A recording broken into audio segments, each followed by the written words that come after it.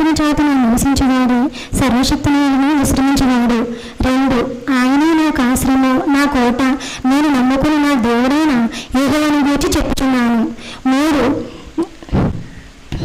వేటకైన ఊరల నుండి ఆయన నన్ను విడిపించును, నాశనకరమైన తెగుల నుండి ఆయన నన్ను రక్షించును. 4 ఆయన తన రెక్కలతో నన్ను కప్పును, ఆయన రెక్కల కింద నాకు ఆశ్రయము కలుగును, ఆయనే కీడును సత్యమును డోలును ఉన్నది. 5 రాత్రివేళ కలుగు భూమికైనను పగటివేళ ఎదురు ధ్యానముకైనను. 6 చీకటిలో కలుగు భూమికైనను మధ్యాహ్నమందు పొడిచేయు రోగముకైనను నీ భయపడకుడి. 7 1000 మంది పడియున్నను, నీ కుడి పక్కన 10,000 మంది కూడియున్నను నీకు అపాయమేమీ రాదు. 8 నీవు కనులారా చూచుచుండగా భక్తిహీనులకు ప్రతిఫలము కలుగును.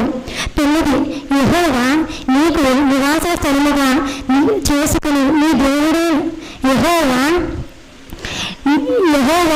నీదే నాకు ఆశ్రయము, నీవు మహోన్నతుడి దేవుని నివాస స్థలముగా చేసుకుని ఉన్నావు. 11 అపాయము నీకు అపాయమేమి నీ వద్దకు రాదు, అపాయము నీ వద్దకు రాదు, నీ గుడారములో ఏ తెగులు రాకుండా ఆయన నిన్ను కాపాడు. 11 నీ మార్గములన్నిటిలో ఆయన కాపాడును, నిన్ను గూర్చి తన దూతలకు ఆజ్ఞాపించును. 12 నీ పాదములకు రాయి తగలకుండా వారు తన చేతుల మీద ఎత్తి పట్టుకుందరు.